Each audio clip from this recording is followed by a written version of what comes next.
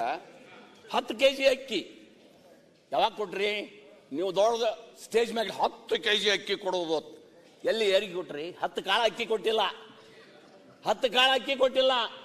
ನೀವು ದುಡ್ಡು ಕಳಿಸ್ತೀರಿ, ಅದನ್ನು ಅಲ್ಲೇ ಹೋಗತಿ, ನಿಮ್ಮ ಖಜಾನೆಗೆ ಬರ್ತದೆ. ತಿರುಗು ರಿಪೀಟ್ ಸುತ್ತ ಹಾಕಿ ಇಲ್ಲಿಗೆ ಬರ್ತದೆ. ಮತ್ತ ಆ ಯೋಜನೆಗಳನ್ನು ತಂದಿರಿ ನೀವು, ಮತ್ತೆ ಖಜಾನೆಗೆ ಬರುವಂತ ಯೋಜನೆಗಳನ್ನು ತಂದಿರಿ, ಬಡವರಿಗೆ ಅನುಕೂಲ ಆಗುವಂತ ಯೋಜನೆಗಳನ್ನು ತಂದಿರಿ. ಕರ್ನಾಟಕದಲ್ಲಿ ಇಲ್ಲಿ ಕಾಣಿಸುತ್ತೆ, ಬಿಡ್ರಿ, ಕರ್ನಾಟಕದಲ್ಲಿ ಇಲ್ಲ ಕಾಣಿಸ್ತೈತಿ, ಕರ್ನಾಟಕದಲ್ಲಿ ಇಲ್ಲ ಕಾಣಿಸ್ತಾ ಇದೆ. ಇವ್ರು ಏನ್ ಹೇಳಿ ಕೊಟ್ಟಿದಾರಂದ್ರೆ, ಇವ್ರು ಏನ್ ಹೇಳಿ ಕೊಟ್ಟಿದಾರಂದ್ರೆ ಈ ರಾಜ್ಯದ ಕುಡುಕರು ಅನ್ನೋ ಒಂದು ಮೆಸೇಜ್ ಕೊಡ್ಲಿಕ್ಕೆ ಕೊಟ್ಟಿದ್ದಾರೆ, ಮೆಸೇಜ್ ಕೊಡ್ಲಿಕ್ಕೆ ಕೊಟ್ಟಿದ್ದಾರೆ. ಇಲ್ಲ ಬಿಡ್ರಿ.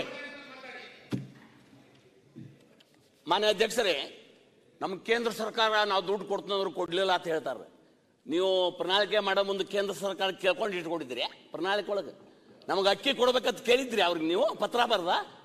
ನೆಪ ಹೇಳುದು ಬೇಡ, ನಿಮಗೆ ಬರಂಗಿಲ್ಲ, ಹಂಗ ಡೊಂಕ್ ಅಂತ ಹೇಳ್ಬೇಡ್ರಿ.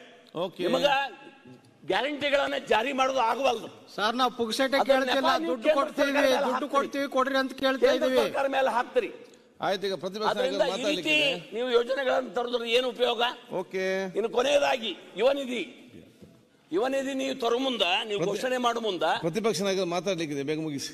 ಆಯ್ತಾಯ್ತು, ನಾ ಏನ್ ಬಾಳ ಮಾತಾಡಂಗಿಲ್ಲ, ಇಲ್ಲೇ ಅರ್ಧ ತಗೊಂಡ್ರಲ್ಲ. ಇಲ್ಲ, ಪ್ರತಿಪಕ್ಷ ನಾಯಕರು ಮಾತಾಡಂದ್ರೆ ಎಲ್ಲ ನಿಮ್ಗೆ ಒಂದು ಚಾನ್ಸ್ ಸಿಗ್ತದೆ, ಕೂತ್ಕೊಳ್ಳಿ. ಆಯ್ತು, ಬೇಗ ಮಾತಾಡಿ.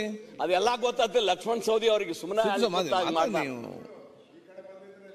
ಮಾನ್ಯ ಅಧ್ಯಕ್ಷರೇ, ನೀವ ಪ್ರಾಮಾಣಿಕ ಹೇಳ್ರಿ.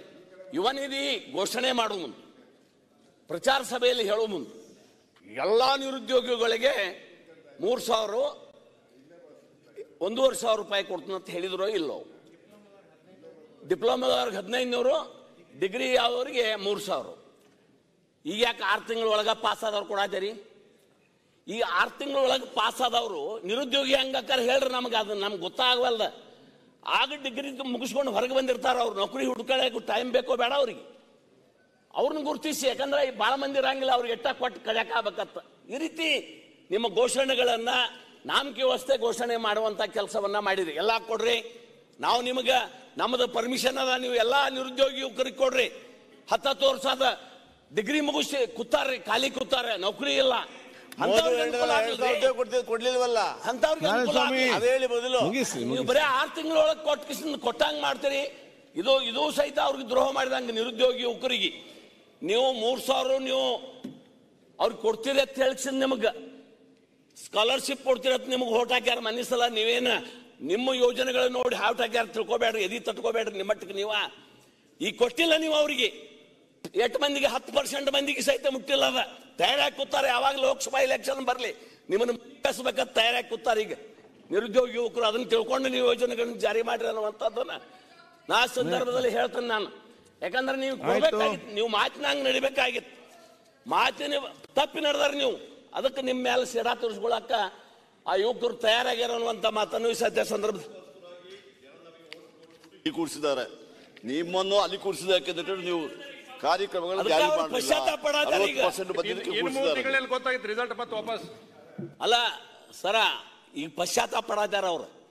ನಿಮ್ಮ ಮಾತು ನಂಬಿ ನಿಮಗೆ ಹೋಟ್ ಹಾಕಿರ ಅವ್ರ.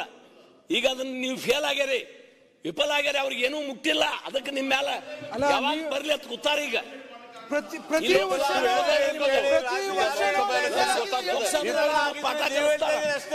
ಬಿಡ್ರಿ ರಂಗನಾಥ್, ನಾನು ಮಾತಾಡ್ಲಿ.